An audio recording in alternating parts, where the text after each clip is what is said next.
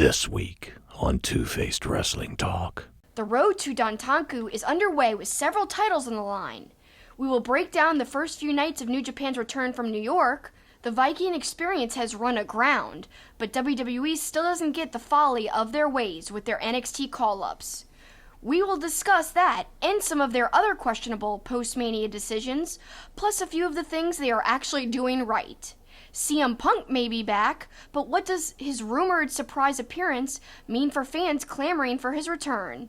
In honor of all the Punk speculation, we will look back at some of his matches from PWG and Ring of Honor in Super Kicking It Old School. And speaking of Ring of Honor, we address the recent hate of the promotion and why it seems off base. Pipe bombs coming on this episode of Two-Faced Wrestling Talk. Next. WrestlingInc.com brings you Two-Faced Wrestling Talk, the podcast that goes beyond WWE and goes in depth on NJPW, AEW, ROH, PWG, and more. Also featuring fun pop culture and wrestling crossovers, listener Q&As, and extended discussions about wrestling topics past, present, and future. Now, here's your host, Kelsi. Hi, and welcome to Two-Faced Wrestling Talk. I'm joined, as usual, you know what I'm going to say, but my co-host, Paul.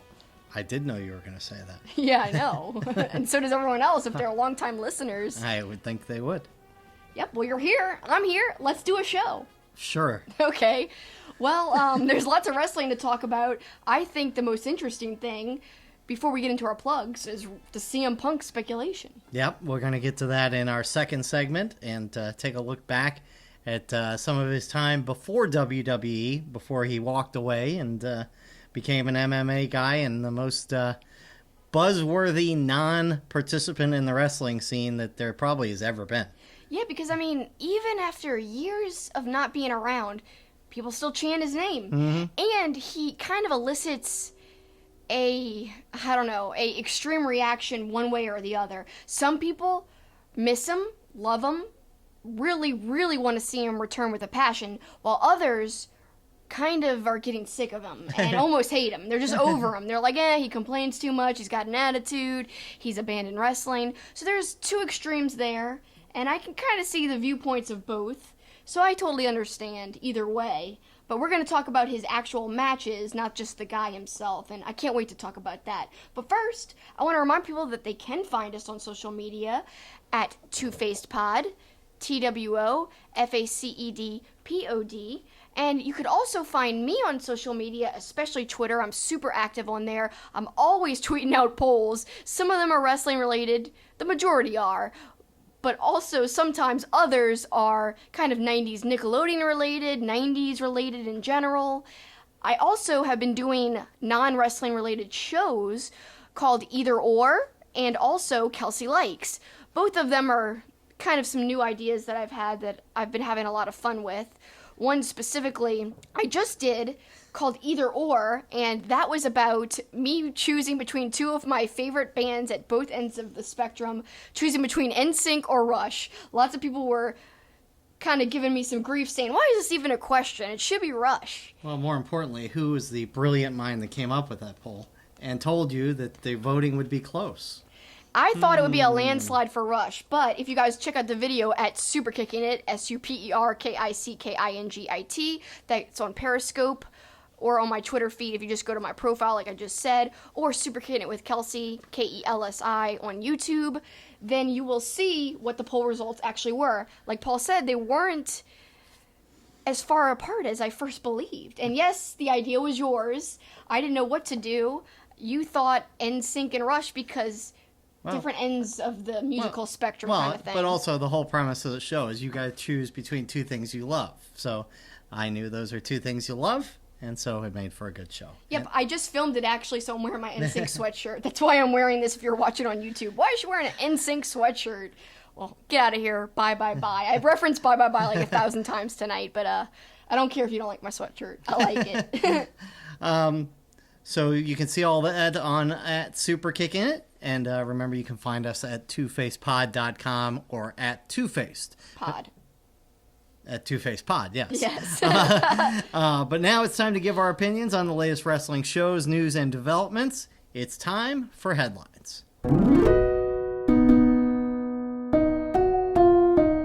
And we're going to start with the return of New Japan Wrestling after a couple weeks off after the big G1 Supercard show at MSG. And we're on the road to Dontaku, and there have been 3 or 4 shows, I guess. 4, right? A couple weeks off. 20th, 22nd, 23rd, and 24th, I think. It was like barely even a week off. It's like I thought there was going to be an extended break after WrestleMania, from WrestleMania until like mid-May. No. But nope, it's gearing up. And not only that, but we've got the Best of Super Juniors on the horizon too, which is going to be insane for our schedule trying to keep up with that.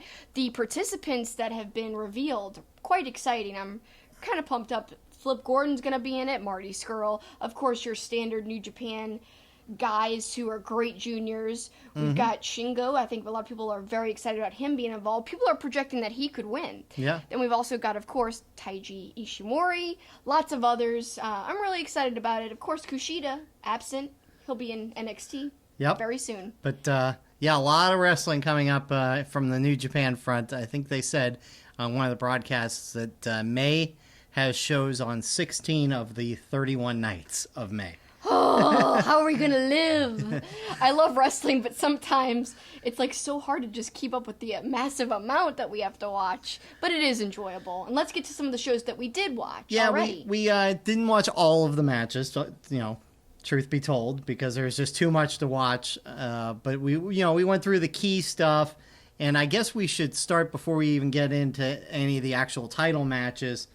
The build for Suzuki and Jushin Thunder Liger, that kind of culminated on the show on Wednesday morning, Tuesday night, where they're continuing that build.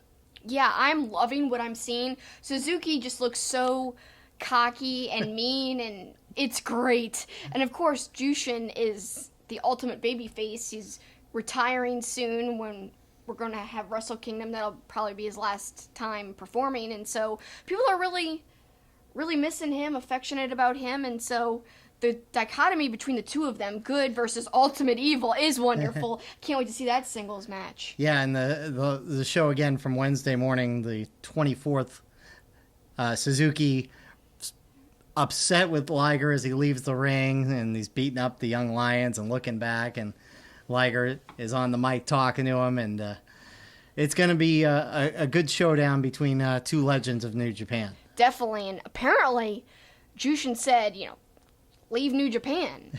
Basically telling Suzuki to get out of here. Get out of here. No! Don't ever leave, Suzuki. Don't ever leave again. Because he was gone for a while, but luckily he came back at a perfect time, and he's really upped his performance in ring. He was always great, but he's just slimmed down, and I think he looks the best he's looked in years in terms of his physical look right now. He's just in shape, and he doesn't move like he's 50 years old. It's really insane when you compare him to other people who are 50, especially other wrestlers who just their bodies are torn down. Suzuki's been smart with how he takes care of himself, I guess, but it's awesome, and I can't wait to see them match up soon. So he's not like me drinking beer and watching hockey till 1:30 in the morning? He does drink beer, is the thing. If you look at his Instagram, he's drinking beer, he's wearing crazy socks. Not that that has any effect on his health or body, but he is so much fun. That's the thing. He seems to live life to the fullest, so I don't know how he finds time to keep in shape, but he does. He does. Let's get to some of the title matches. Each show has one title match, basically. Everything else has been 6, 8, 10-man tag matches. Juice Robinson and our guy, Bad Luck Fale, who is now one of our favorites since he joined us after the G1 Supercard show on our live podcast. And what the hell do you guys want? That's not even a good impersonation, but that's what he said. Yeah, that was pretty terrible, actually. But it was funny as he sat down and said that. But he gets a chance at the U.S. title, and really kind of good selling, good chance for Fale early on to show his dominance, which I really liked. slamming Juice down on the chairs, and Juice really selling the back injury. Because remember, they were selling the fact that Juice was going to body slam Fale. Yes, and he fell once where he lifted him and he fell backwards. That was an awesome touch right there. I think he did end up doing a quick little slam, but it was very quick, and I liked it though, and I think this is a huge win for Juice because people had been criticizing his run with the U.S. Championship, but I think lately he's looked real good, he's performed well, and this is just another win that shows that he's elevating the title slowly but surely, and I am a Juice fan. I don't care what anyone says, B-plus player or not, I think he's an A player, and I'm glad to see what he's doing right now, and that was a good match. I enjoyed it. It was, and the match did end with a Hand of God, a quick body slam, and then pulp friction for Juice as he retains. Now, the match of the first week of shows on the card when we saw it, and obviously after we watched the match, Zack Sabre Jr. versus Kota Ibushi. ZSJ! Of course, he did not win, unfortunately. I know lots of people love Ibushi, but I am a huge Zack Sabre Jr. fan right now, and I thought that match was really entertaining. Of course, it was an interesting mix of styles. You would think that Ibushi would have still done a lot of high flying, but you actually commented during the match that it seemed like a lot less of high flying from Ibushi in this match. He kind of stayed on the mat with Zack Sabre Jr., which is surprising because you don't really want to allow Zack Sabre Jr. to kind of get at your limbs and stuff and to get you down on the ring, on the mat. So I don't know why he played it that way, but we did have one criticism of the match, though, too. We'll talk about it in a minute. But what'd you think? Yeah, well, and it kind of goes along with what I was going to say here, is that Zack Sabre Jr. Dominated the match early and really got a lot of the moves in. There was a iconic-looking shot of Ibushi's head caught in the railing as Zack was attacking him. And I thought there were a couple good sells. One when Ibushi hit Zack Sabre in the gut with a punch, and ZSJ collapses to the ground, really selling the punch. Great slap exchange at one point where Zack's legs were kind of all wobbly. Also, I really liked this comment on commentary. Zack Sabre Jr. being described as the master of the dark art of catch wrestling. I like how they described it as a dark art, and that's really, really cool, and kind of is appropriate for Zack Sabre Jr. ever since he's joined Suzuki Gun, kind of a darker persona, and it goes along with his wrestling style, I think, better than the babyface he was playing before, like when you saw him in the Cruiserweight Classic in WWE/NXT. He was kind of just like a British babyface guy, just a normal guy who was great at submissions. This gives him a character, and I think gives him some flavor, and matches like these are why Zack Sabre Jr. is great, not just character-wise, but wrestling-wise. We saw his submission expertise in play, however, it wasn't enough to beat flippin' Ibushi. But, and of course, obviously I was happy that Ibushi won, even though I like both these guys, but the criticism you alluded to a moment ago, Sabre dominates the match, and you thought, well, it made sense that Ibushi won. You thought there should have been more. This is a pet peeve of mine, and you thought it too.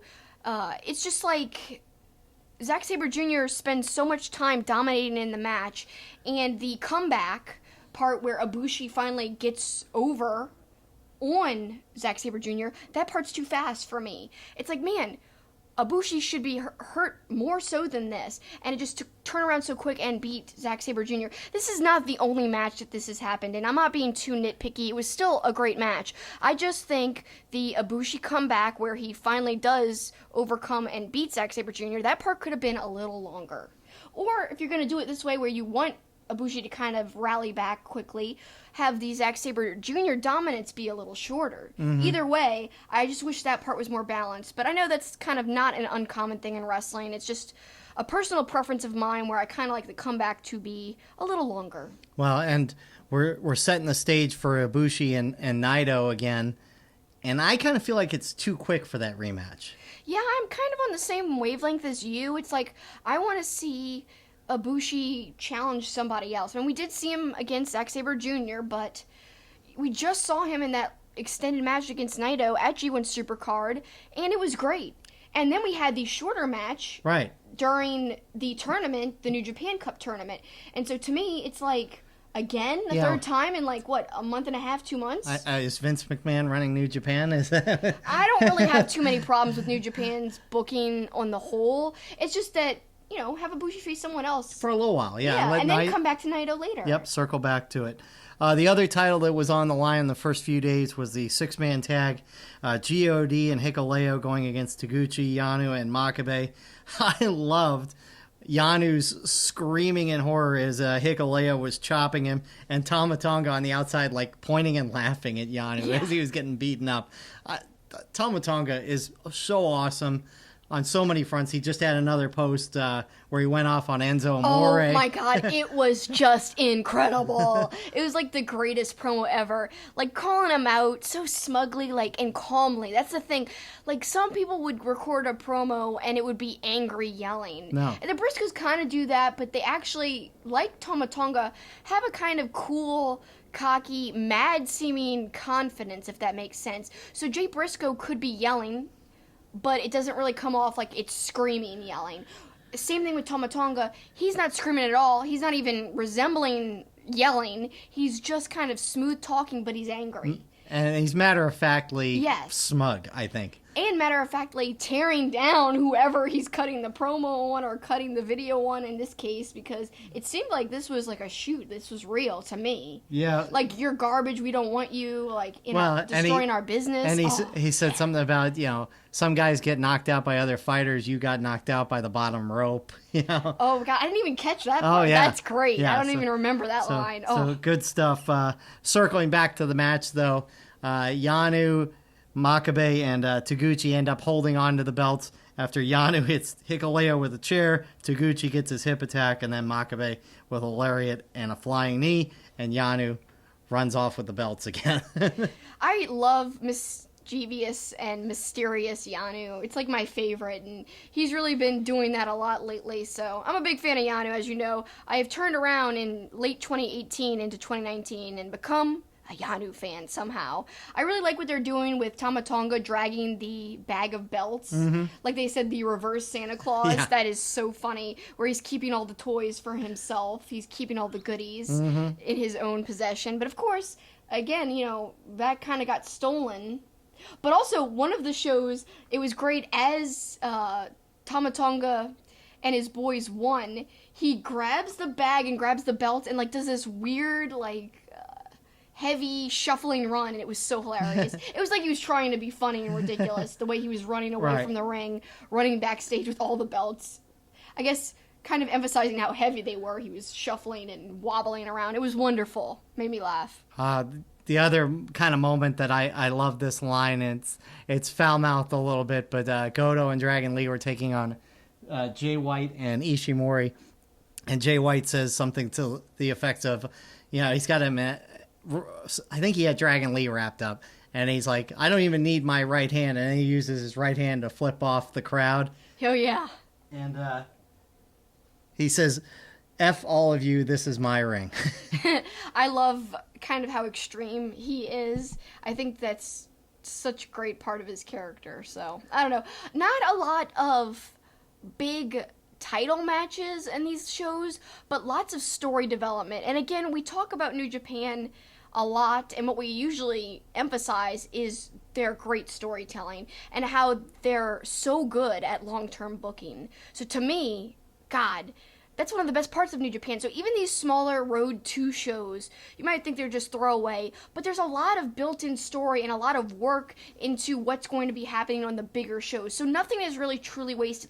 Like we talked about in the very beginning, the build to Suzuki Liger. That's been going on every show. They've had a tag match, and they've built into what's going to be a singles match. They've added layers to that story, to that feud. I love it. I love that New Japan does that so well. And I wish I could give credit, because I can't remember who I saw the tweet from today, but the person on Twitter, and if they're one of our listeners will know it's their tweet, said something about the fact that in New Japan there are no squash matches, that even the young lions get a chance to shine a little bit, and so it makes every match seem meaningful, and that's something New Japan does really well. Yeah, I love that about them. Again, like, their tag matches don't even feel throwaway, like I said, because that's where the story's built in for the singles that are upcoming in the future, and nothing really feels wasted, truly. And that's a thing when you watch so much WWE, where sometimes it feels like there's a lot of filler. That's why you appreciate the little moments in New Japan where it feels like nothing is filler. It feels like everything has even the smallest of purposes, and I know I'm kind of gushing on New Japan, but I really just love the promotion. I do too. I agree with you. And plenty more to come on the road to Dontaku, and we'll have more about that next week. But we're going to switch gears now to a big NWA show taking place in joint production with Ring of Honor. It is the Crockett Cup taking place in North Carolina this weekend. Huge show. It's really important to note that it's actually an NWA show, but NWA and Ring of Honor are partnered together and working together quite a bit lately. And Ring of Honor is carrying it on Honor Club. Yes. That's important to mention, too. Yes, because if you already are a member of Honor Club, you don't have to go and rent this. It'll be right there available for you to watch, which I think is great. But again, you could just rent it as a one-off if you don't have Honor Club, but I do suggest Honor Club because you could watch a lot of older matches, and you could watch all the house shows, which I think is the reason to get Honor Club, period. And we'll talk about, we kind of tried to catch up on Masters of the Craft a little bit, but we'll get into that later. In terms of this NWA show, I love the partnership between NWA and Ring of Honor. And because of that partnership, they've also been able to tap into Ring of Honor's partnerships. So for the Crockett Cup, other promotions that are involved, CMLL, and also New Japan Pro Wrestling, by providing tag teams to compete in the actual Crockett Cup tournament itself during the pay-per-view. So I think all those partnerships, very interesting and great for NWA to kind of get on board with Ring of Honor. I think the partnership has been mutually beneficial because, as we're going to talk about in a minute, I love the Aldis Skrull storyline. I think it's multi-layered, and it's the title defense of the 10 pounds of gold that I'm most interested in since all the way back to All In. That's the last one I was this interested in. So now it's ramping up. I'm getting excited about this story because there's a story there to tell that's emotional, that has just great stuff in it, great layers. Like Marty and Aldis, they've got a history, and it's a real history about being friends, and they've woven that so well into the actual match, the feud. It's been so well done. No, that 10 pounds of gold was really entertaining to watch, and seeing all the old pictures and that young, kind of normal-looking Marty Skrull. Great stuff. And, you could tell from the video package, and we both strongly recommend you watch it because it's really good. Yeah, and what you're referencing is NWA 10 Pounds of Gold, episode 52, Skrull versus Aldis. It's kind of building up to the match for the Crockett Cup. Go ahead. And they really kind of show the mutual respect and the build up, and there's some good sound bites in there from Billy Corrigan talking about the build up to this match. And so I think it is going to be really entertaining and a really good match.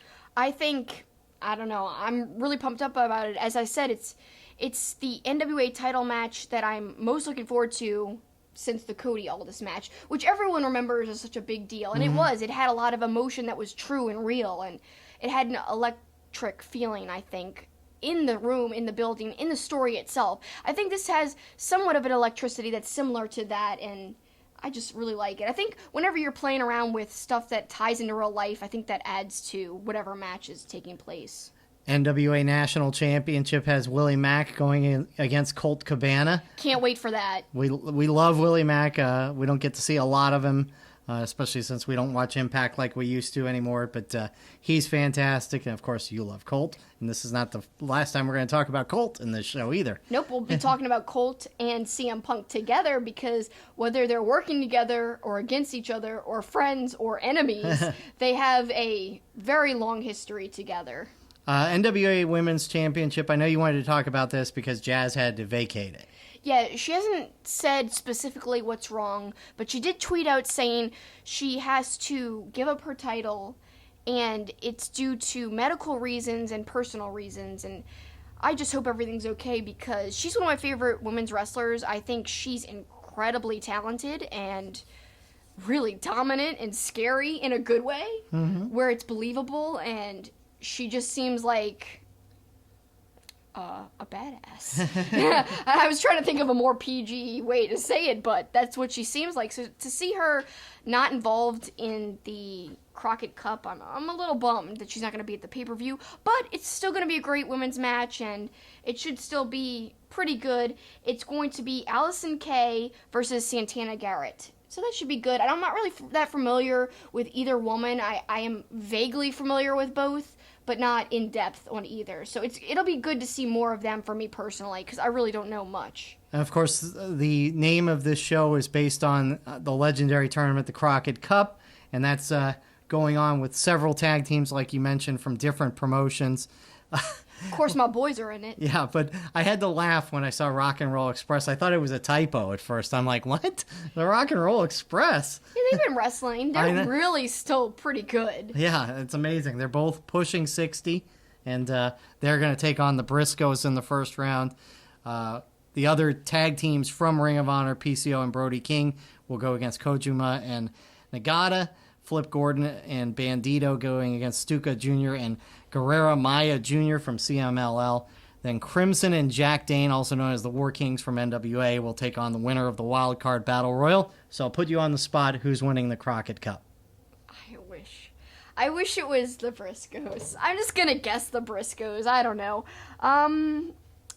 It could be PCO and Brody King, but I don't know. I'm going to go with the Briscoes just because that's my wish, I suppose.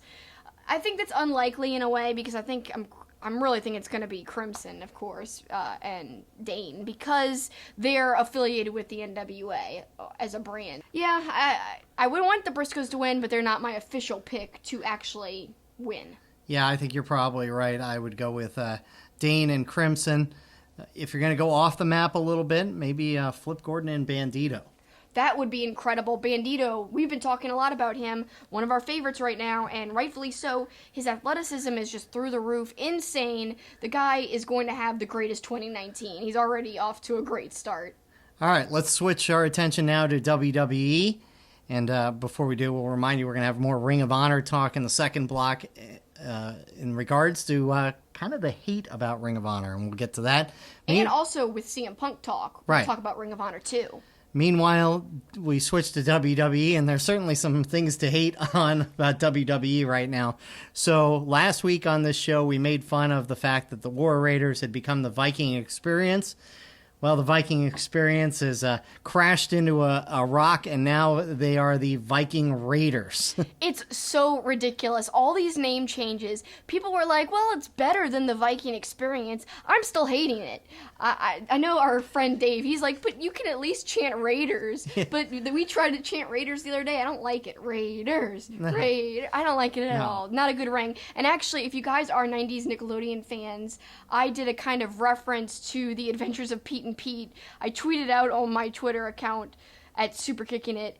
It's probably because I'm a huge 90s Nickelodeon fan and I'm on a huge 90s Nick kick lately, but I can't help but think of this gif when I think of both new names for the War Raiders. And I posted a gif of Artie, the strongest man in the world. He's basically talking to Little Pete, and he always calls Little Pete his little Viking. So in this particular gif, he's saying, snappy name, my little Viking. So I go on in the tweet and I say, I wouldn't call either name change snappy, but farewell, my little Viking experience. Hello, Viking Raiders. And that's a spoof of a Adventures of Pete and Pete episode title, actually. It's called Farewell, My Little Viking. And I just added experience to kind of spoof the episode title because the Viking Experience is ridiculous. Well, and the name is terrible. And look, I jotted down as they were going on. Michael Cole said last week's debut had the WWE Universe talking in more ways than one. So he acknowledged kind of backhandedly the hatred that people like us had for the Viking Experience. And it was funny over the course of the match, Cole and Graves kept stumbling over the names like they almost called them the wrong names. Yeah. And it's just clunky. It's clunky. And then on top of that, the Viking Experience technically isn't dead because apparently that's one of their finishing moves now is the Viking Experience.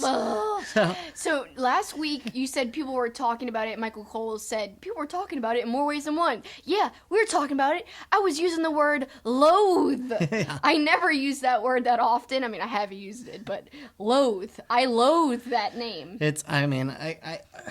I keep reading some things. You don't know what's true, but Vince supposedly really is creating chaos backstage, and it depends on who you believe. There's been quotes attributed to Dave Meltzer. I don't know. It just seems like chaos right now and a lot of bad decisions with the talent.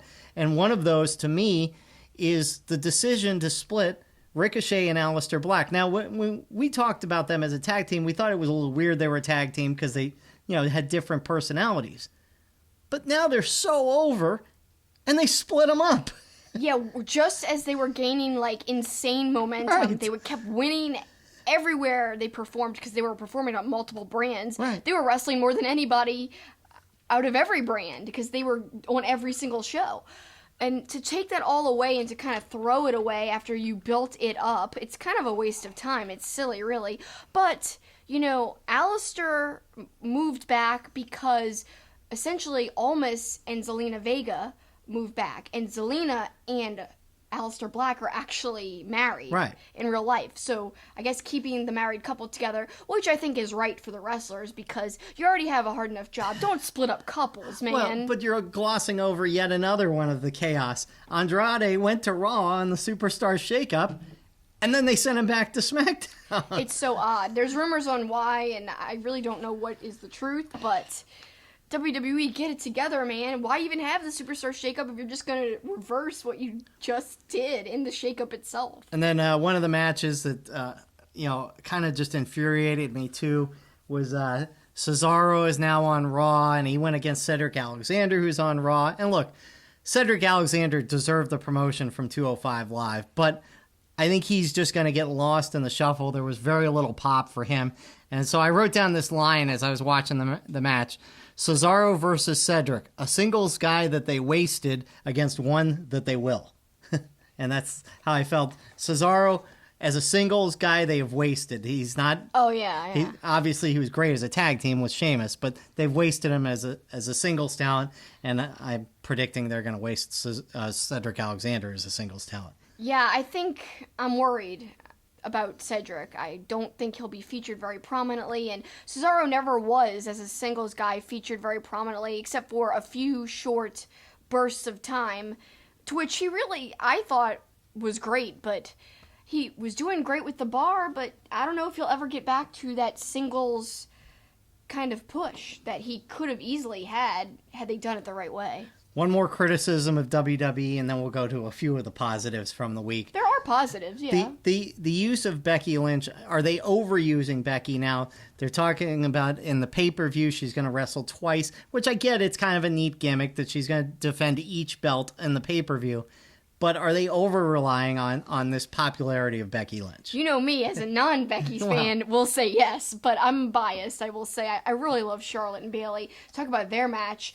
Let's switch to the positives. They might be overusing Becky, but let's talk about the match quality and the great wrestlers that are around right now. Those are some of the positives. Becky versus Charlotte.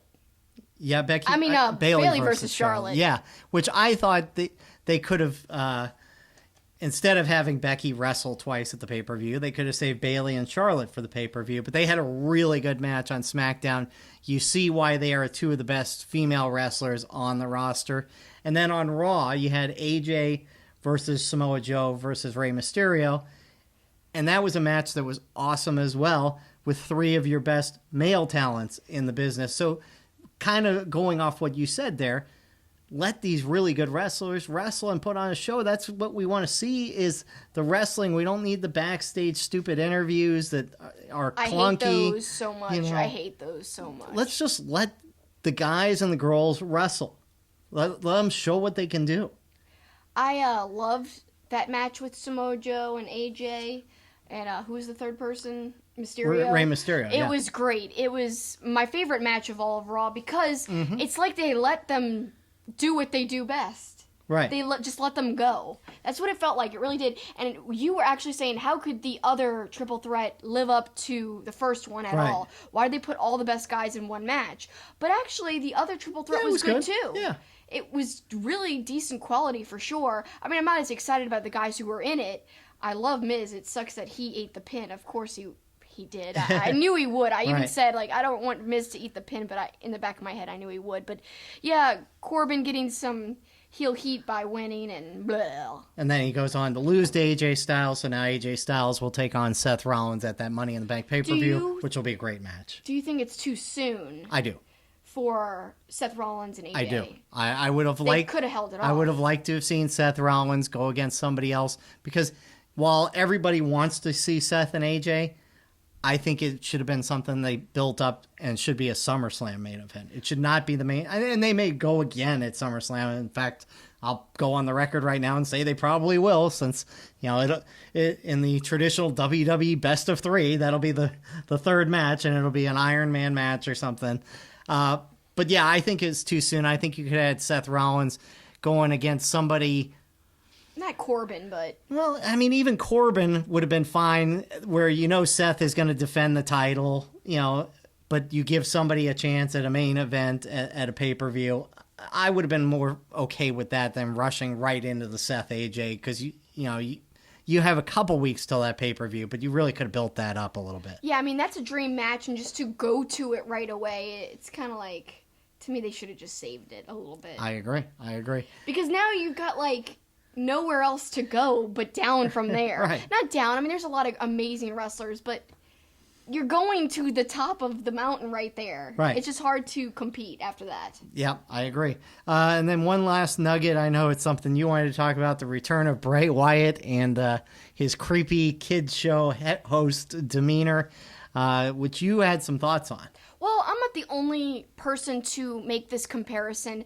I really see a lot of similarities between this Firefly Funhouse to Pee-wee's Playhouse, but also kind of like Blue's Clues. And I've seen other people tweet this too, so I'm not trying to say that I'm coming up with this comparison. Right. I'm seeing these similarities myself with no other influence. But I am a huge Pee-wee's Playhouse fan, so I did see the resemblance right away when I watched it. In tone, in style, in the look of the house he was in, or the fun house, whatever. So he comes in the door, and there's a window with some clouds rolling back. That, to me, already was like, okay, this is like Pee-wee's front door. There's, like, the window on that same side, the clouds, even, like, some flower-looking stuff. He introduced, like, that creepy doll character. And then the buzzard, which is literally just like Zombie, the genie, right. that Pee-wee asks for wishes. He was even on in a box on a table, just like Zombie would be. And he popped out of the box just like Zombie would, throw open his little genie doors and be like, wish? Did somebody say wish? Mecca lecca high, make a hiney ho. That's unrelated, but I love Pee-wee so much. I'm a huge fan, and that'll be a future Kelsi Likes for sure, because I could talk about Pee-wee forever. There's actually a lot of interesting behind-the-scenes stuff on Pee-wee.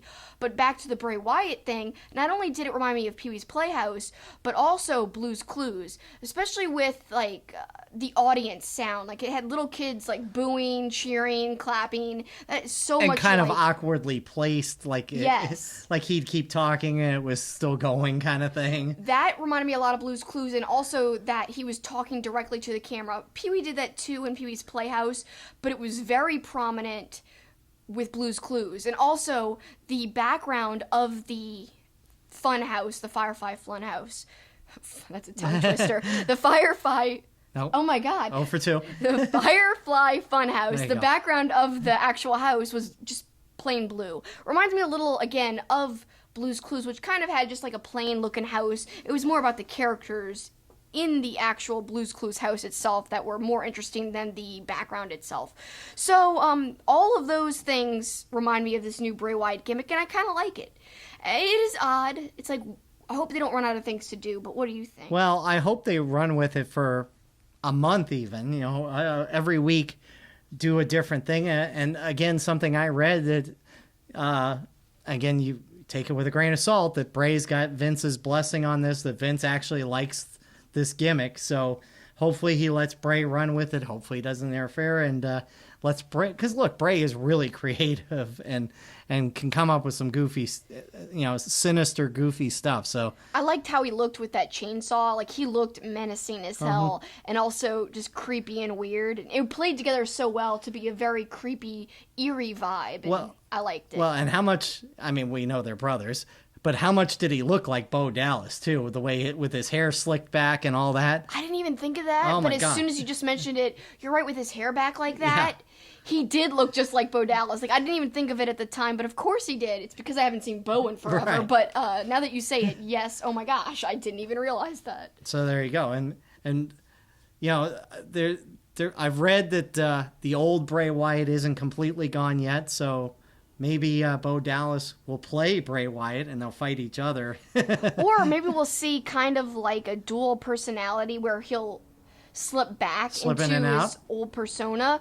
Like, almost they'll do some kind of camera cutaway, because this is a pre-done package anyway. Right. So you'll see him in his old outfit, and then I'll be like, no, and then he'll like almost like maybe magically poof into his new gimmick outfit or something. I could see that happening.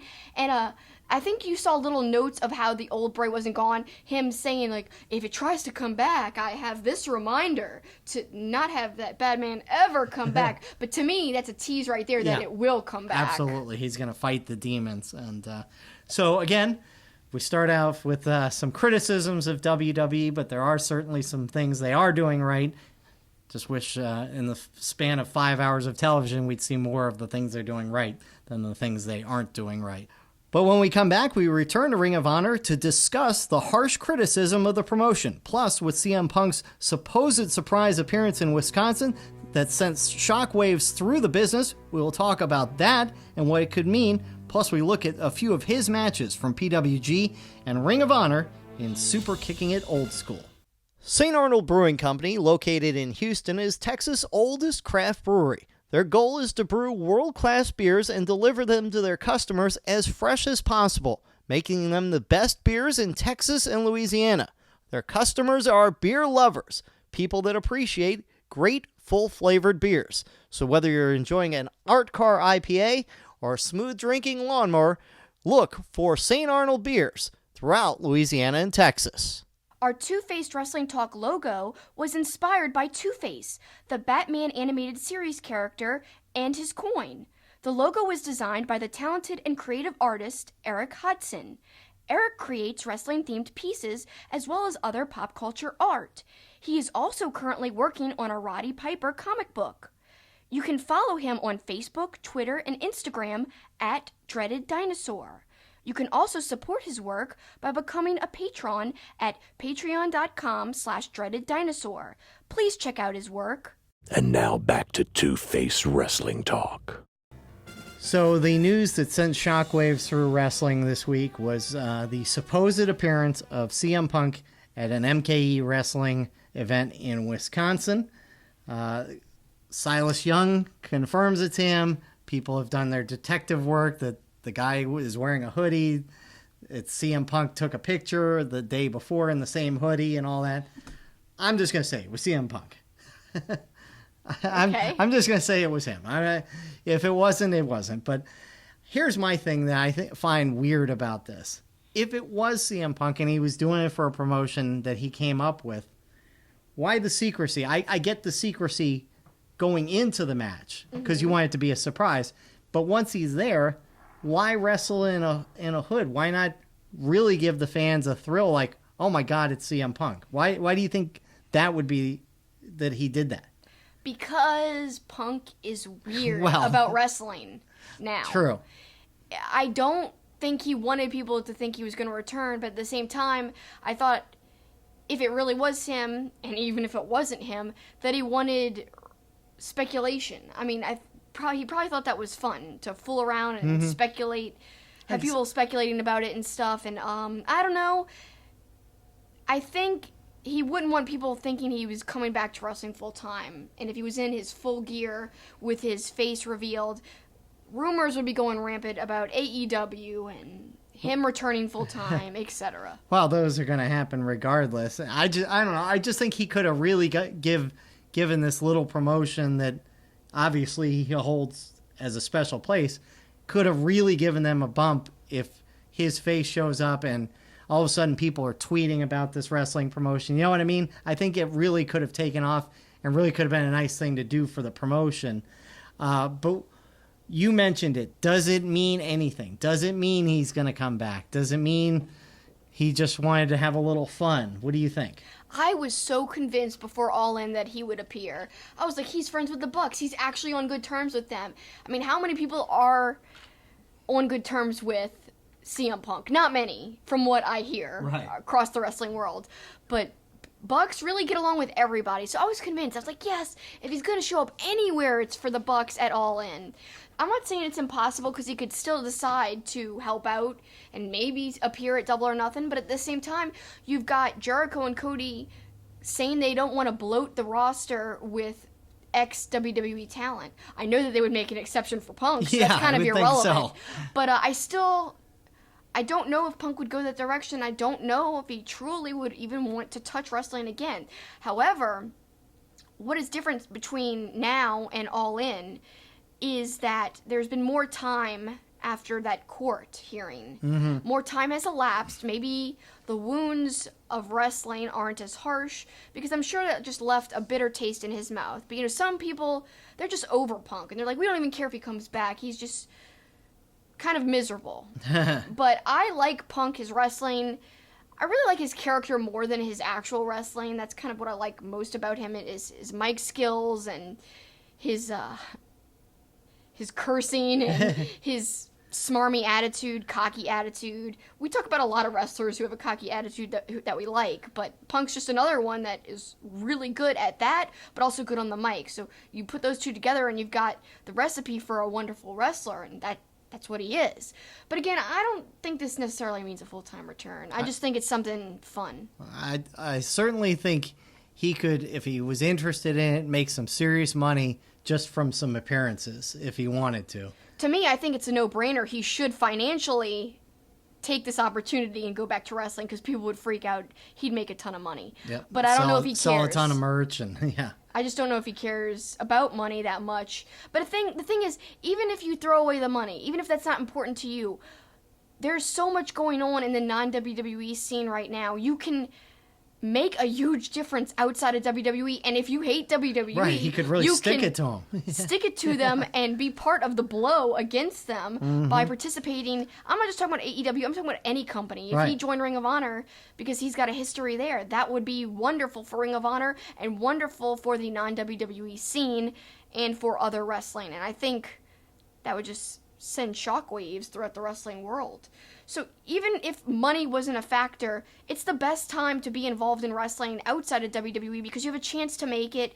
It's a great environment in terms of you've got some good talent out there. WWE has a stacked roster, but they don't have everybody. There's still a lot of great people out there, and that's what I love about the scene right now. Well, he obviously really made a huge name for himself in WWE, but that's not where he first got on people's radars. And so we decided to look back at a couple of his matches from PWG and a couple from Ring of Honor, and it's part of our Super Kicking It Old School segment.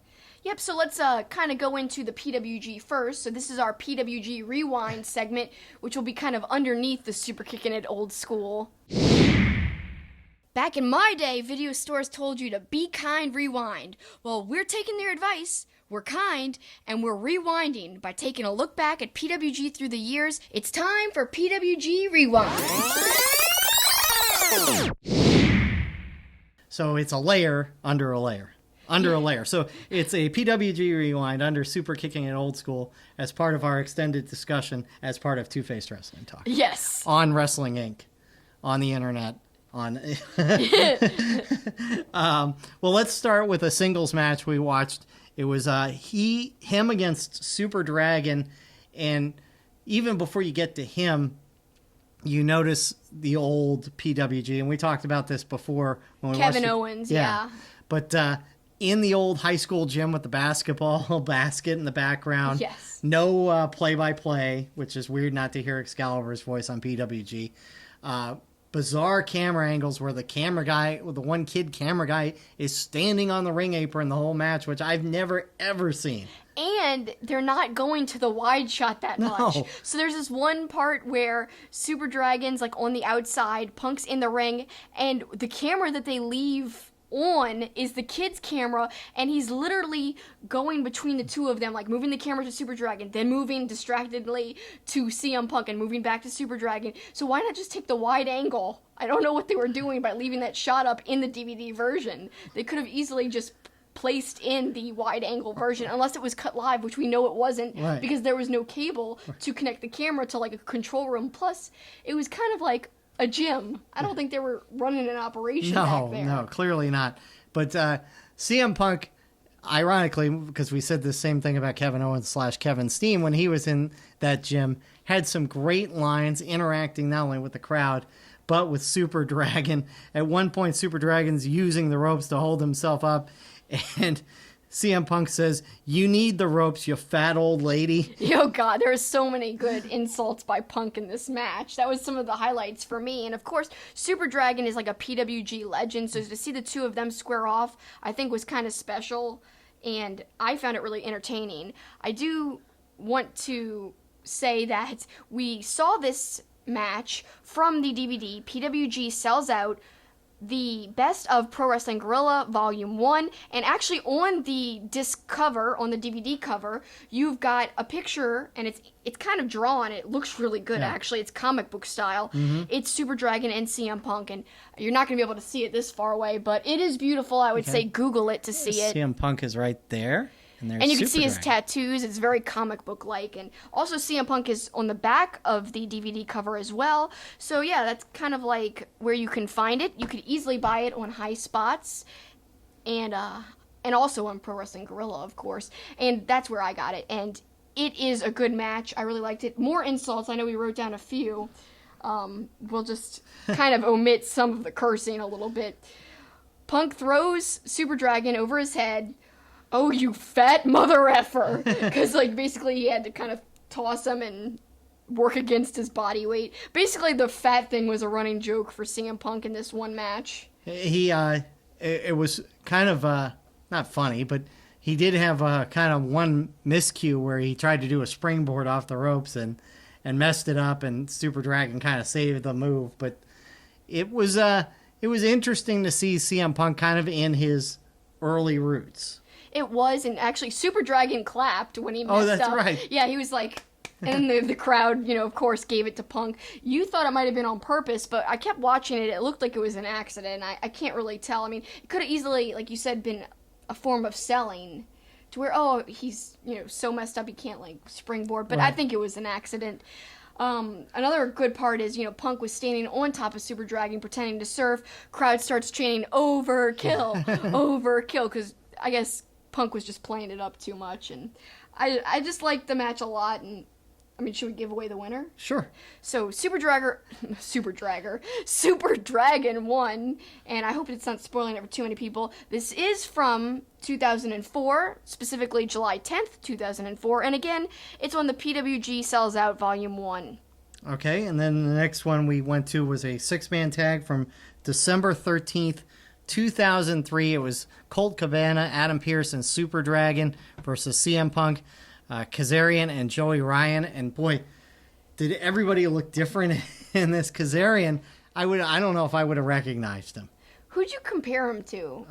Did I? Oh, Razor Ramon. Oh, yeah, that's right. That's right. He did kind of look like Razor Ramon. Yeah. Skinnier, less muscular, but yes, I could see that because it's so weird to see him with hair. And again, this is nothing new if you watch old school promotions. It's not just PWG that these people were appearing in at this time. Right. This took place in 2003, but seeing them after being so used to what they look like right now and just going back, it's like a stark difference, and it's almost distracting. Joey Ryan, too. Joey Ryan, basically, you could summarize this match with lack of body hair of Joey Ryan. Right. To me, that's all I thought about the whole match. No mustache, no chest hair, and no longer hair. He had like this short, weird haircut, and it was very odd.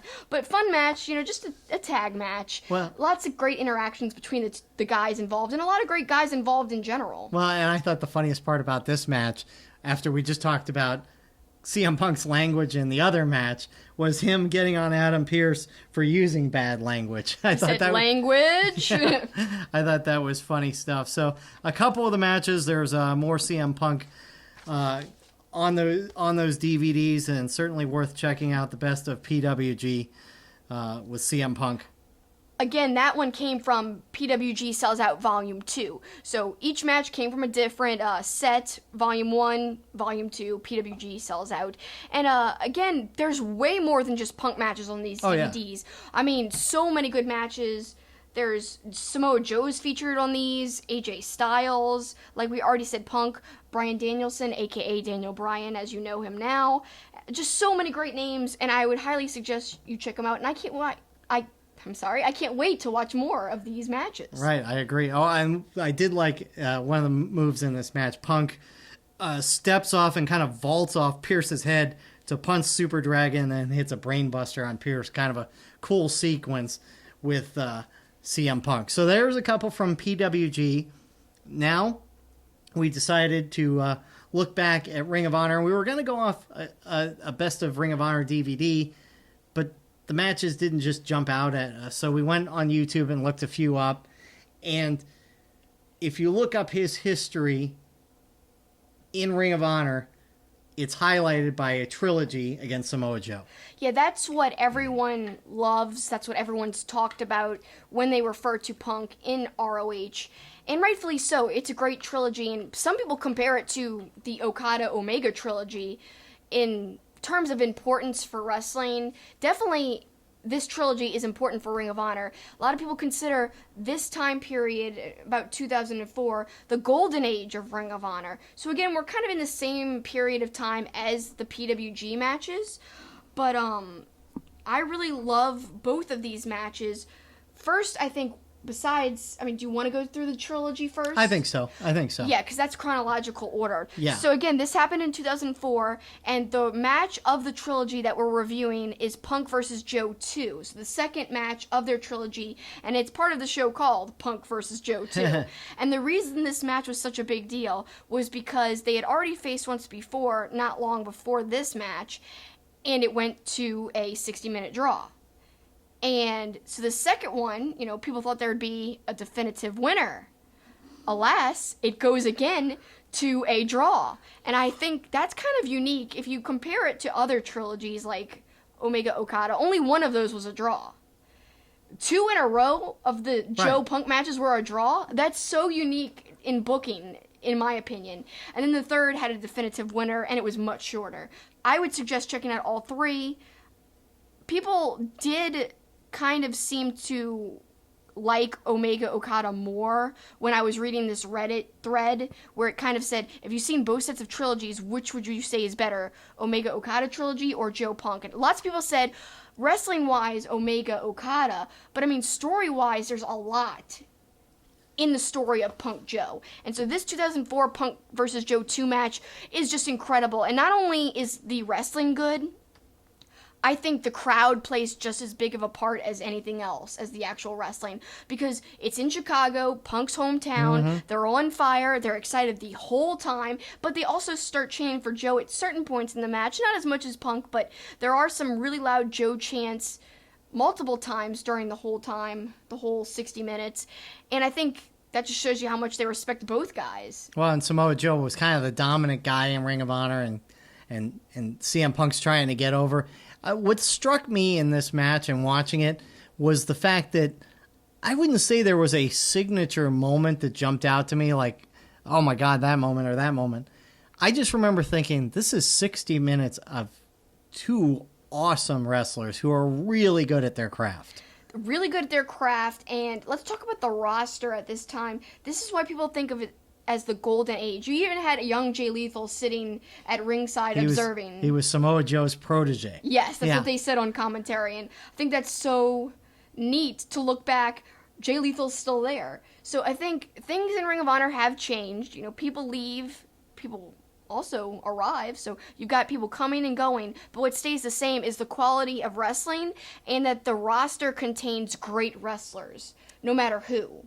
yes, you might lose a few great ones, but you gain some too, and that's what we're going to talk about in a little while, and Right. I can't wait to delve into that. But about this match specifically, something else that's great is if we fast forward to the ending, Joe is champion, and so CM Punk was trying to win the championship belt Right. from Joe. So at the very end, they're both kind of laid out flat on the ring, and Punk kind of scurries and gets to Joe's belt before Joe can, and he holds it, and you don't know what's going to happen. Are they going to fight, or what are they going to do? Joe and Punk kind of get face to face in the middle of the ring. Joe kind of motions towards Punk. Punk pushes Joe, but then there's a look of respect, and Punk hands Joe the title. So there's respect there. Punk basically was like, oh, you deserve this, here's the title. Mutual respect there. Even though he didn't win, he really just had respect for Joe for going toe-to-toe with him for 60 minutes. I mean, not many people can do that together. Well, and you wrote down a couple of things that stood out from the match itself as far as moves. Why don't you talk about a couple of those? Like, there's a great point where Joe has Punk in his submission. The crowd just goes wild as Punk finally gets to the ropes, puts his foot on the rope to break up the submission. I really liked that part because it just shows you how invested the crowd was in the match itself and who would win. And there's a lot of near falls where the crowd just was buying into it, and that's what I think makes a great match, when you just believe that it's about to end, but then it doesn't. And so many kind of near submissions where the guys would just barely get to the ropes. And, you see that in wrestling a lot, but I think you see it sometimes where the guy that's putting on the submission move helps the guy to the ropes. Where this just felt like, for example, CM Punk just fighting with all he could just to get a toe on the rope kind of thing. Yeah. I thought that was cool little touches. Another cool little touch that kind of shows you that they were both spent, giving it their all. There's a double clothesline, and this is masterful storytelling. Double clothesline, and they both are just laying flat in the middle of the ring like they can't get up. Todd Sinclair, who was still there at this time. Yeah, which we had mentioned, yeah. He had like a mustache too, so he looked kind of different, not as long hair as he has now. So yeah, Todd was there, and he begins his count. So both men are basically down to 9, and Punk gets up first, but slowly. I just like the touch, and then the crowd goes wild, It just shows you that they're giving it their all, and that's something that they laid into the match. Very good storytelling, just showing you kind of the intensity of the match itself. Another great moment was, Punk is at the top of the turnbuckle. He looks like he's going to basically slam Joe off the top, but no, Joe gets out of it, and they kind of trade the who has the upper hand a few times. You think that Joe's going to do something to Punk, Punk's going to do something to Joe. It goes back and forth. Finally, Punk forearms Joe, kind of trying to get out of it again, but then Joe finally lands that superplex on Punk, and both men are down again, kind of similar to the double clothesline, but in this case, Joe gets up first. I kind of like that. It's mirrored, but with a different person getting up first. I like that a lot.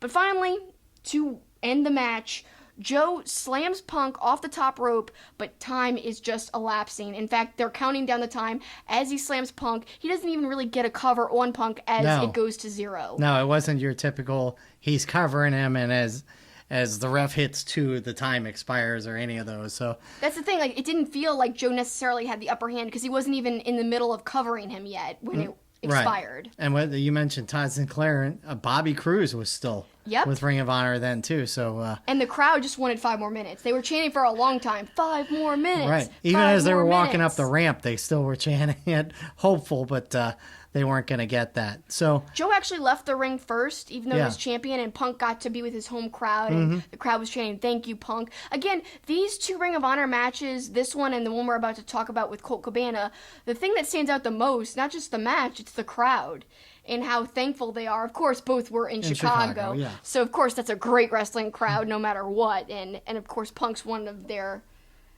Second City Saints, one of the sons that is beloved from Chicago. So it makes sense, but the crowd reaction to me is like a gem. Yeah. It's the greatest part of the match. Absolutely. So let's get to that other match. And again, it was in Chicago, and it was CM Punk's farewell match in Ring of Honor. You got the date on that, which is... I don't have the date on that, actually. It's a 2 out of 3 falls match, which traditionally is not my favorite type of match. But in this case, it worked. It's the standard. Someone gets a fall, the other one gets a pin, the other, like, they gotta break the tie. That's how 2 out of 3 falls always are. But it's okay, whatever. But I loved right off the bat CM Punk coming to the ring, and you can see he's got tears in his eyes. He's crying. He's emotional from the get-go, right after they run his video package. He doesn't just have tears in his eyes. He's legit full-on crying. Right. For a long time. I mean, his entrance was extra long because, again, they ran a video package which kind of showed him and his history with Colt leading up into this match. Also, random note, he's coming out to the ring to AFI, which I love AFI. Me too. Such a nice little touch. Great song. I almost like it better than... Cult of Personality? Much better, yeah. I think the AFI suits him so much better, but of course... WWE can't just use AFI, I guess, but I think it suits him honestly much better. But people love they're Cult both of good. They're both good. I would take either. That AFI song definitely fits him though. It does fit him. Like with the video package, it was just perfect. And again, like I said just a minute ago, the crowd is like one of the most special parts of this match. And so when they introduce Punk and he gets in the ring, it's extra special because it's his last match and because it's against a foe that he's so familiar with, a person that he's been tied with forever, Colt Cabana. So I think that added some specialness to it. But the streamers going into the ring when Punk was announced, just incredible amount of streamers, really cool visual. Right. That was one of my favorite parts of the match, and the match hadn't even begun at that point. Right. And so, you mentioned it. It's a guy, Colt Cabana, he's been tied with, both from Chicago. So it was appropriate that was kind of his farewell match. And of course, now we know that they're not on the best of terms. But at the time, it was really special for both of them. They hugged before the match, and they also hugged after the match. But there was a really great part in the match where Colt's doing his standard comedy wrestling. There's a comedy bit in the match where he's trying to get CM Punk to look up. He goes, "Look up." Oh, yeah. Look up. And CM Punk's like, "No. No." He's like, "Come on, look up." And he's like, "No." And then I think he goes like, "Okay, well, look down." And Punk does look down, and Colt stomps his foot. And then he's like, "Ow!" And then Punk says, "Be serious!" Once he recovers, he basically scolds Colt for being too comedic, not serious enough. Be serious! That's one of my favorite parts of the match as well. Just that one line, be serious. Punk low blows Cabana kind of for revenge for that little trick he pulled. I like the beginning because it felt a little fast. That was good because 2 out of 3 falls sometimes can drag. Punk ended up getting the first fall. Using a Colt 45 to Cabana. And then Cabana gets the second fall after a lariat. Not long after that. And again, it comes down to the third fall like most of these matches do. I really like that Colt Cabana does his standard little strut where it's like almost like a Ric Flair type strut, but it's way more exaggerated and totally comedic. It fits Colt to a T. Later in the match, Punk mocks this Colt on like the ring apron.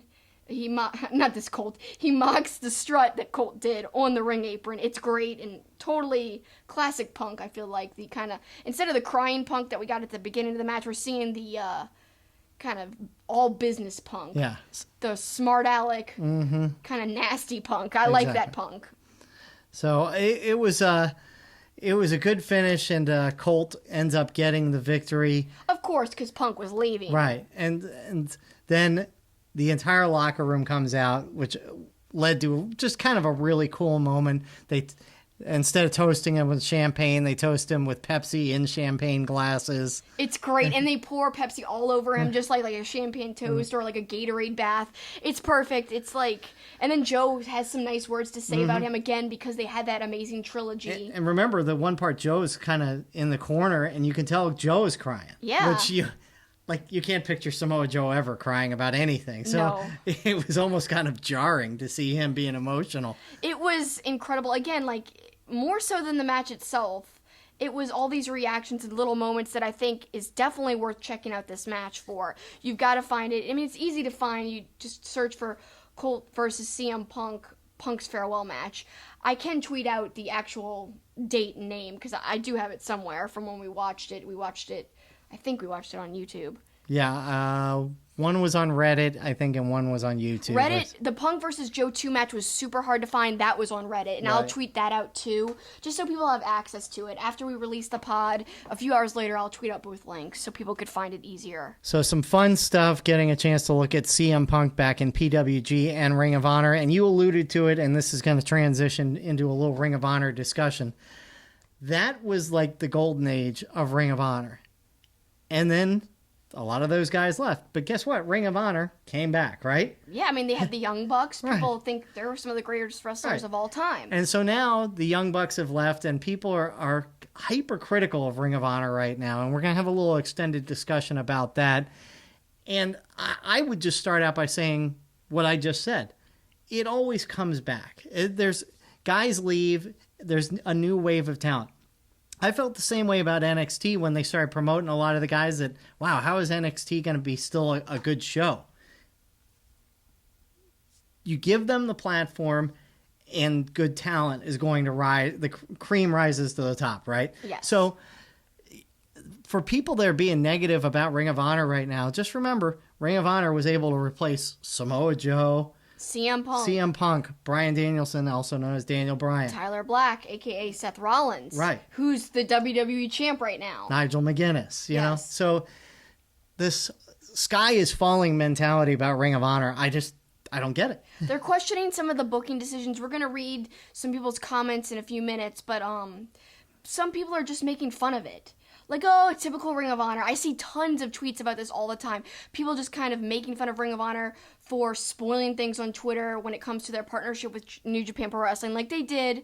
I will say they kind of jumped the gun with announcing Jeff Cobb versus Ospreay while Ospreay was still involved in the New Japan Cup. Right. So it kind of spoiled that he was not going to win the tournament. But we all knew he wasn't going to anyway. But again, people tweeting out, typical Ring of Honor. Right. But it wasn't just that. It just kept getting worse and worse, and especially after G1 Supercard with the street fight match, including Bully Ray and Juice and a whole bunch of other people. People didn't like that match. They were criticizing it. Then the beautiful people come, and they don't like that either. Neither do I, to be honest with you. But then the Enzo and Cass stuff, lots of scrutiny on that, too. Well, and look, some of the criticism is warranted.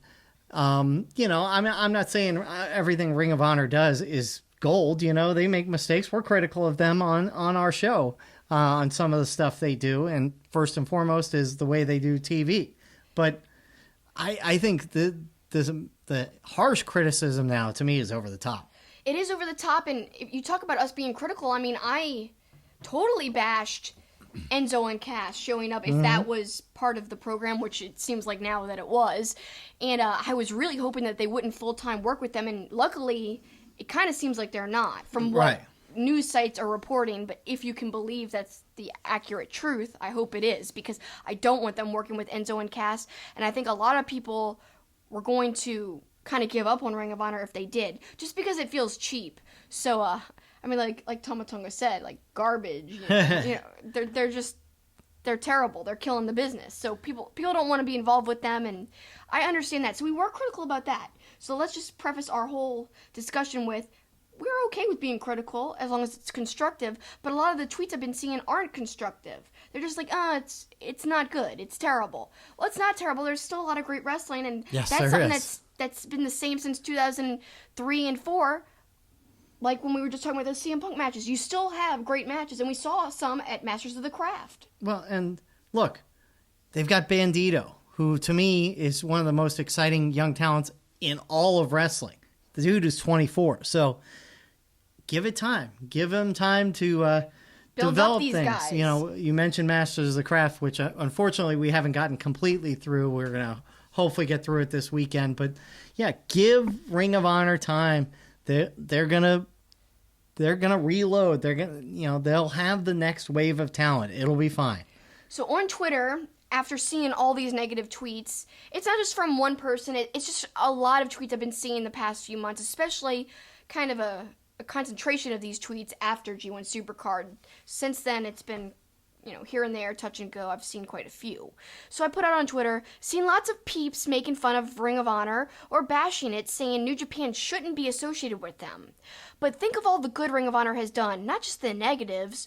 Also remember where the Young Bucks came from. If you love the Young Bucks, Ring of Honor is a big part of who they are and what they've been able to do. And the reason I added that part in is because a lot of these people bashing Ring of Honor are so pro AEW. I can't even imagine how you could support AEW fully and abandon Ring of Honor if you truly respect the Young Bucks. That's where they came from. That's part of who they are. I don't even know if there'd be an All-In without Ring of Honor. Absolutely. Because Ring of Honor gave them their blessing. They could have shut it down. Now, I'm not saying it's a one-way street. No. Definitely it was a two-way street because Ring of Honor got the eyeballs. Bucks. Yeah. I mean, and the eyeballs. I mean, the Bucks are prominent talent Right. to have in the forefront of any promotion. So, of course, they benefited from their association with the Bucks. But the Bucks technically had a contract that said that they couldn't do something like that. But Ring of Honor not only let them, but helped them do it. Gave them talent to work with. So lots of people responded. Most of them were positive responses, which I liked. So at Metallica T84, Ring of Honor's loyal fan base also reminds me of original ECW. G1 Supercard was pretty good, questionable at times, but they bounced back with Masters of the Craft, which was like night and day, two different shows. So again, all the criticism of G1 Supercard, which I didn't think was that bad. I enjoyed the whole show. So Me too. I don't really know why people are so down on it, but I guess watching it at home was a little different. But again, Masters of the Craft, for those who didn't like G1 Supercard, they might not know that Masters of the Craft was really good, because a lot of those people are pro New Japan. So the people making the criticisms didn't see the bouncing back, didn't see the great quality of matches, etc. Our good friends at Smart to Death. I like ROH, and their live shows are quite good. The majority of the reason I enjoy ROH is because experiencing the product live is a lot of fun. But the booking right now is confusing, and if rumors are true, the people gaining influence brought in people fans don't really want. They go on to say, I do think New Japan should tread lightly. If that rumor is true, the product could go really poorly really quickly. For all of the crap Delirious gets, I'd rather see his booking than more of Enzo and Cass and Allure stuff showing up.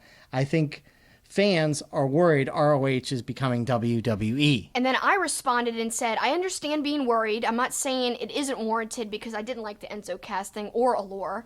I'd hate to see them become more like WWE. I love the wrestling style there and the live shows too. Some poor booking choices for sure, but I still have hope and faith, not giving up on them. They have bounced back so many times, as you and I have referenced. After losing talent, they come right back and still have great quality matches. Smart to Death continues on. They have bounced back, and I still will watch. My patience is a lot better with Ring of Honor than it is for Impact. I think that's an interesting comment. The people bashing Ring of Honor right now didn't watch Ring of Honor 17 or Masters of the Craft. Sure, their stuff was a flop at MSG, which I don't really completely agree with that. So they said, sure, their stuff was a flop at MSG, other than the title match. But WWE had mostly flop pay-per-views in 2018, and people are still fine with the product. ROH deserves support for being the champions of bringing the next era of great wrestling stars to us. Maybe Flip Gordon, Rush, Rouge. I'm used to saying Rush because of that either or I did, the band Rush. So maybe Flip Gordon, Rouge, Cobb, or Bandito is the next Seth Rollins, you know? Great points there, and I really agree with the Impact thing. For some reason, I have a lot more patience with Ring of Honor. Impact, I feel like the storytelling isn't as strong in Impact, and the wrestling is good, but still not as strong as Ring of Honor. Let's go back to another comment from at Metallic T84. Been a fan of ROH since 2004. I've seen plenty of ups and downs for the company. I remember when the biggest complaint about them was their production. They have made tons of superstars we see in WWE today. In my opinion, part of New Japan's getting their foot in the States was through ROH. I knew about them in the 90s in passing, but never paid attention until Ring of Honor. And I think that's a really good and valid point. And you know, someone, I don't have the actual tweet in front of me. I forgot to screen capture it, but someone had a wonderful point and said that Sinclair was the main reason they were able to run MSG. Mm-hmm. I think that's a wonderful point because Sinclair had a lot of influence, and they needed that influence because WWE at one point was pressuring to try to get MSG not to let Ring of Honor and New Japan run the show at Madison Square Garden. So, to me, Sinclair had enough pull to be like, come on, we need to run the show there. And they have like a strong viewership base in that part of the country.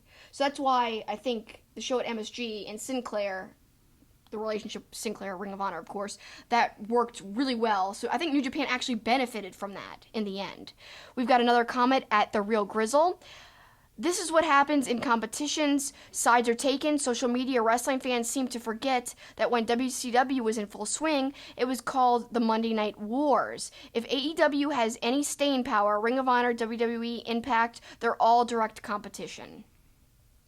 Then we've got at Sensei _Dave Bear. I like the fact that both companies are working together. He, of course, means ROH and New Japan. It exposes different talent that normally wouldn't have the opportunity to work together. It also gave me exposure to some of my favorites that have come up to be big stars. Punk, Samoa Joe, Dragon, AJ Styles, Cesaro. Very good point there. Next one is from at Joshua Claudel 85. Love ROH. They just need to fill up the roster again like they have for many years, which we just talked about. AEW just delivered a big hit. As I referenced in the beginning, if you love the Bucks, I mean, why not still support the company they came from that helped mold them? Not only the Bucks, but if you look at the top roster of AEW, they're all Ring of Honor people. Mm-hmm. You know, SCU, Ring of Honor guys. I mean, the roster's filled with past Ring of Honor people. So to me, it's like it only makes sense to support the company that has just as many good wrestlers still there as agree. AEW has now. Next one is from at LigerBomb82. Also, I'm a massive fan of the Elite and what they are doing, but if ROH have the sense, they will use those gaps at the top of the card to elevate some new stars. They have done that so well in the past, and there's no reason they can't do it again. Yes, and he goes on to say more. In terms of the New Japan connection, yes, they probably don't need the Ring of Honor connection anymore, given that they had the better side of the card at MSG. But now it's not so much about ROH elevating New Japan in the U.S., it's more about letting fans see Japanese stars they may not otherwise get to see live. So again, the Ring of Honor exposure in terms of New Japan using Ring of Honor to show Japanese stars off to the Western audience, which we're going to see in War of the Worlds, a tour through the Midwest, where God is going to be there and some other New Japan stars that, you know, people normally wouldn't get to see in person, a chance to see them in the States, and that only happens because of Ring of Honor. And then LigerBomb82 continues, but hey, that's just my 2 cents. I barely care about the politics of it all. Just want to watch wrestling, haha. When ROH is still giving phenomenal matches like the Bandito Flip Carstico Black match that was at Masters of the Craft, I'm not going to complain, and neither are we. Then we've got at the voice of WOW, and this is the actual voice of Women of Wrestling, who was weighing in on this discussion. He says, Ring of Honor has built up so much equity and goodwill with fans that they're nowhere near dissolving it. Missteps are a given for a company going on 2 decades old. No one is perfect throughout 20 years. They're doing very well, and I think they have a lot to offer going forward, and I totally agree. And there's a lot more back and forth with him and I, and with another person who jumped in. So I said to him, totally agree with you, love ROH, really think they're doing well, which is why I don't understand all the tweets putting down Ring of Honor that I've been seeing lately. I think they have and have always had a ton to offer. Then at the voice of WOW continues on and says, I think when people look back at Ring of Honor in a macro sense, this isn't the period of Joe, Punk, and Danielson on top. Matt Taven won't be remembered as an all-time great, but I'm certain this will bridge us to the next great era in Ring of Honor, and this will all be a pleasant memory. Then we've got someone else who jumped into the convo. And that is at Mitch XXVI. ROH should be worried about maybe one day losing the New Japan partnership to AEW. They've grown a little too dependent on it.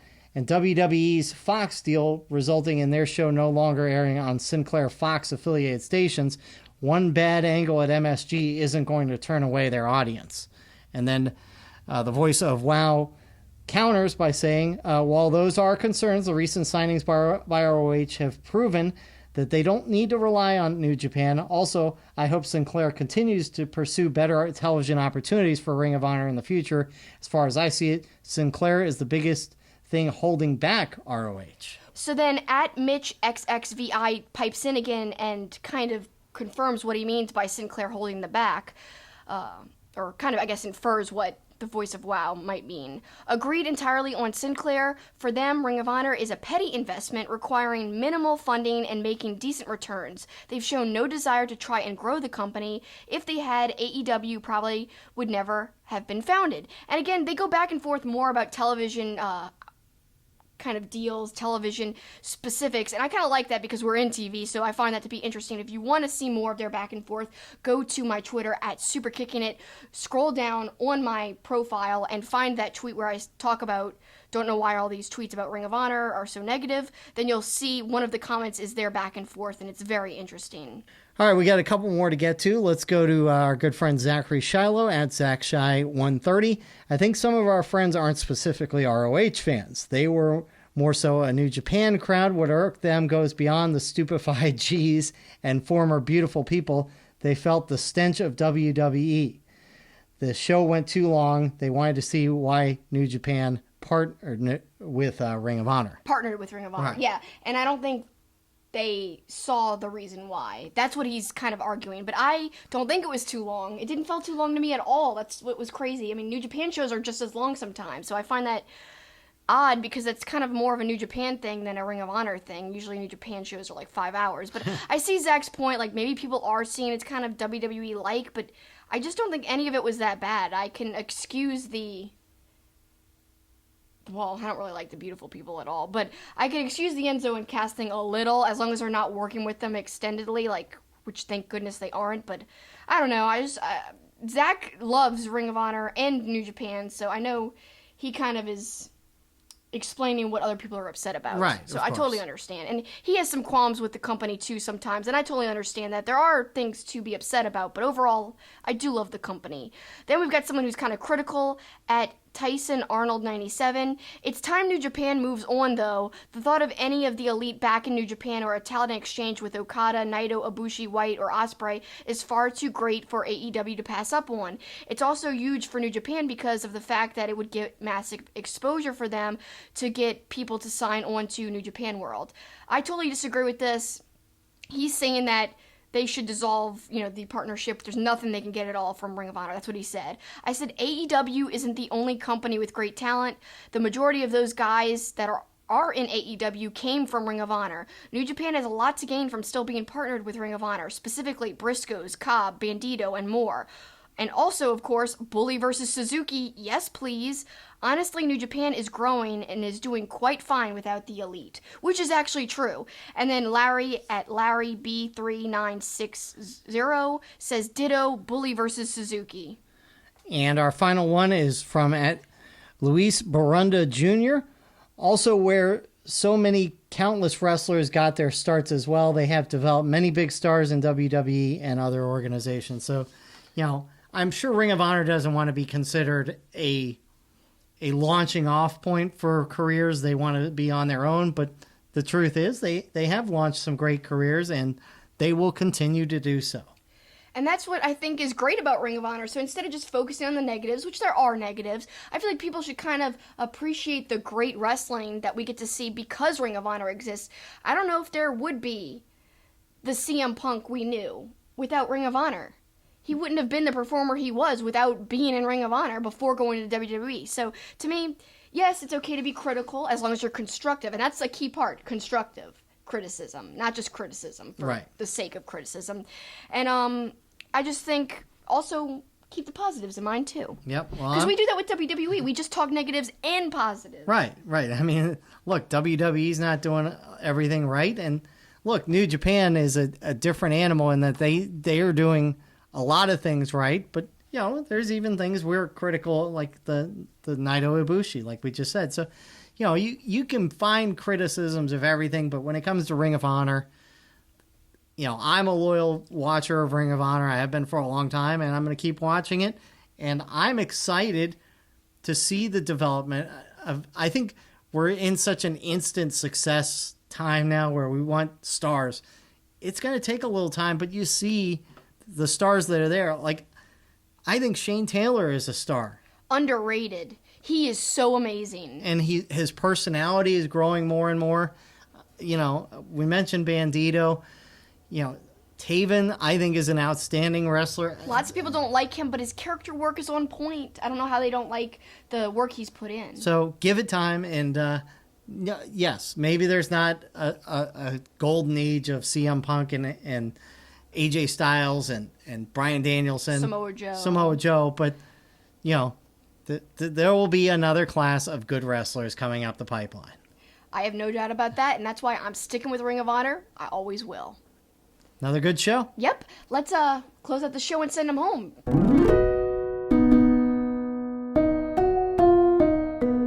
Yep. You want to promote some more shows coming up on your Super Kickin' It?